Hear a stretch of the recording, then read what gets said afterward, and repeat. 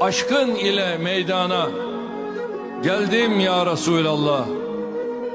Derdin ile devrana girdim ya Resulallah.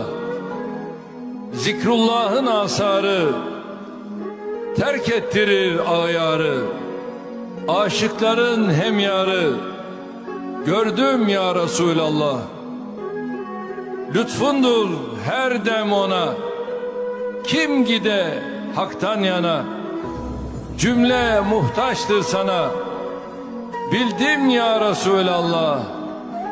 Baş açık, sine üryan, gözyaşlı, ciğer büryan.